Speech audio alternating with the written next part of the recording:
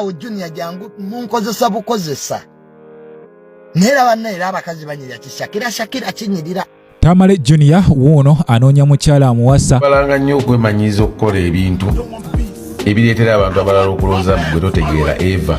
MC Kapale naye alabudde Sammy owadde Mighty Family ku nsonga ki. Zex birangirangi naye ayina byatugambye wano byonna mbiina. Butereevu n'amaala mangi gonna mwegali just wekumire bwekomizi ku KIKA Media ensibuko y'amawulire. Kwatanaba kubanga osubscribinga genda maaso subscribinge likinga commentinga tusobole okubanga ate munange tukikwasaganya. Butereevu mukwano gwange ntandise n'omukulu Tamale Jr. Jjukira emabega kaawo munange ebifaananyi byalinkinga bino nga biraga omukulu Kaye Wisdom ne mwana manyiddwa nga Shakira era nga agatambula mu nkubo galaga nti omukulu Kaye Wisdom nange avudde ku lujja era ne Tamale Jr naye agamba bannange mumuyambe mumujje ku lujja wabula ayagala omukyala nga ayinamu kathenti mbu ennaku zino abavubuka baagala bakyala balina naye naawe weewulirireko. Kaye bamututte Shakira yamututte Kaye so nze asigadde ku lujja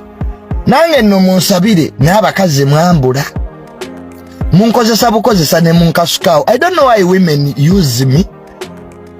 Mubeerawo Junior jangu munkozesa bukozesa neera bannaera abakazi banyirira Shakira kinyirira Kaye kye yatutte kuba waliwo omukazi gw'olaba ng'oyagala kukozese.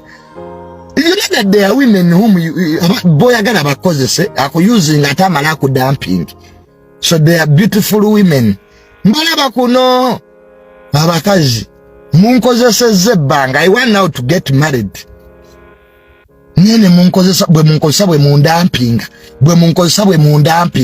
You use me, you reuse me, and then you dump me. How can you reuse me? So kyensinza okufuna, that's the biggest challenge. Tubula nkyagaanya okuwasa because so many women out there want to use me and dump me. So after being reused, I'll think about getting married. Naye Kaye kye yakoze Shakira bannange si ye mu America. Kaye bibi ebyaddala byamulema nekyo kye Shakira kinyirira. Sikini yeeyo esente aziina nange nno singa Shakira njuzinga bannange n'amala ate nandampinga n'enfuna omulala. So ffennaku zino abavubuka tetuli nnyo kati mu byakufumbirwa batuwasa buwasa. Eri ekikazi ekirina ssente kijje kimpase. These days I'm single. Do you have money? Tesagala bawala bampunyiriza nkwawa. Simanya Junior tunezimba genda wezimbe n'ennyoko. Nze Tamale emyaka gyange bakyanyumiza abakazi abatalina ssente.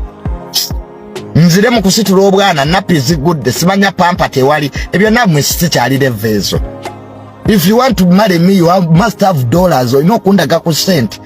Embeera ennungi n'embimbi gwe tokimanyi nti boy child eri mu bizibu. No jobs, unemployment esusse. Mbu Junior nze omukazi yenna if you are not going to take care of me I'll kiss you goodbye. Saba bintu byakumanyira. Mbu simanya tugende tuwewase tuli eki. What are we going to eat? Boza tunabeera mu buliri playing sex nga tulina kye tulya. Tubula busajja bonna bukoze. Mufuule omuntu alinga ekisinziro kya full figure bufumbo. Butereevu ensonga ozeewuliriddeko mukwano gwange kati no wanga oli eyo oli mukyala kadama nga wakolamu kasente nga kawera omwana w'obulenzi wuuyo akwepikira.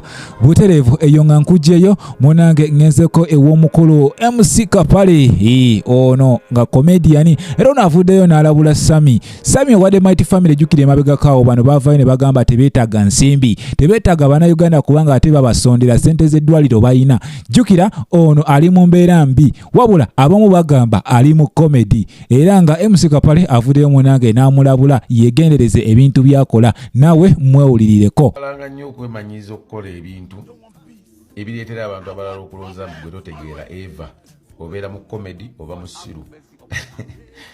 Ojja kyenyumiriza mu ssaawa zino olowooze mbu abantu basanyufu ku kyokola ekyo n'olunaku lw'olufuna obuzibu nga weetaaga obuyambi okuva mu bantu abo luli kitegeera nti bye wali okola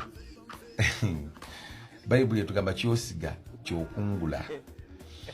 Kati mugana nange Sammy owa Mighty Family ayinza oba either mulwadde bya ddala ng'alina obutwa mu mubiri naye abantu abasinga okusinza ku byajja akola ne yeewamba n'akola bingi nnyo katemba mungi kati abantu ekyo kyabasigalamu abategeera abasobola okuvaamu ssente va ku baana abakubi bakkerere kati abantu abategeera abayisobola okuvaamu ssente baatya kati paka ne kati bakyatya bagamba Sammy ayinza obeera akyali mu katemba ninga ebyadda ayinza oba ali bubi kyevuze kutegeeza nti weewalanga nnyo okulowozesa abantu buli kaseera gwe oli musiru kyekimbonyabonya nze kati mukwano gwange embeera bwetyo bweri jjukira ebiseera ebisinga obanga omanyi okusaagiriza oluusi osobola okukubira n'omuntu essimu n'omugamba munnange nkoze bwe nti oba nfunyemu obuzibu bwe buti n'alowooza oli mu kusaagiriza kale the Mighty Family erina kuba nga ate munnange yeegendereza mu nsonga ezo.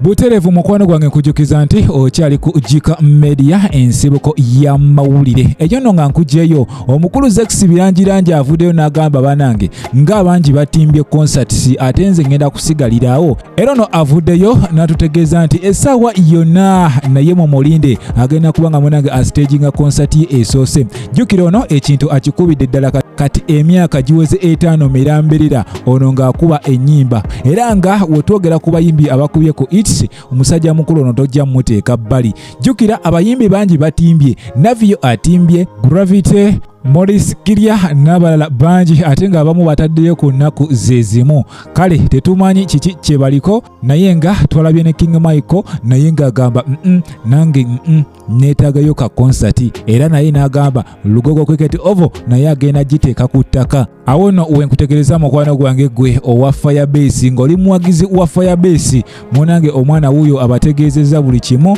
kigenda kuba nga kiggwa omwaka guno konsati mugirindirire eyo nga nkugyeyo mukwano gwange ye omukulu Tamale mirundi avuddeyo n'alumba abayimbi naddala mu ggwanga Uganda ng'agamba bano bakoze kyamaanyi nnyo kubanga basula industry naddala abayimbi abakuba bubblegum music gwatamanyi bubblegum music ize nnyimba ezitalwa ku chaati ng'oluyimba lukuba omwezi gumu mwana tune luggwawo ono agamba abayimbi oluvannyuma lw'okuyingira mu byobufuzi wabula nabyo ne bigaana kakati ate bakomyewo mu music nga bali ku pressure beetaaga kasente ate akasente ako kajjamu balina kukuba nnyimba abantu ze beetaaga kati basazeewo bakube bubblegum music agenda okukola ekyamaanyi okusuula industry era ono ageze maaso n'ategeeza nti abayimbi bangi baagala nnyo munange ku livinga luxurious life bano baagala nnyo obulamu obw'ebbeeyi omuli okuvuga amamotoka ag'ebbeeyi okuzimba amayumba ag'ebbeeyi okukola vidiyo ez'ebbeeyi kw'ossa ne audio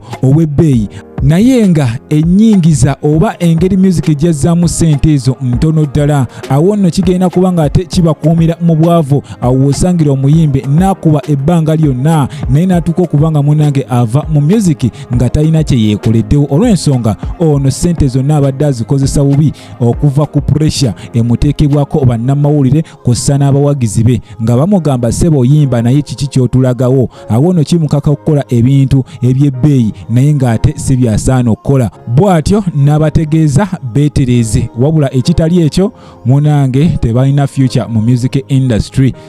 Buterevu mukwano gwange awuno nenkujukiza nti obadde ku KIKA Media ensibuko ya mawulire gwetonaba kubanga osubscribinga genda maaso subscribinge likinga commentinga tusobole okuba nga ate munange tutambula fena saba mukama katonda abankuumire mweraba.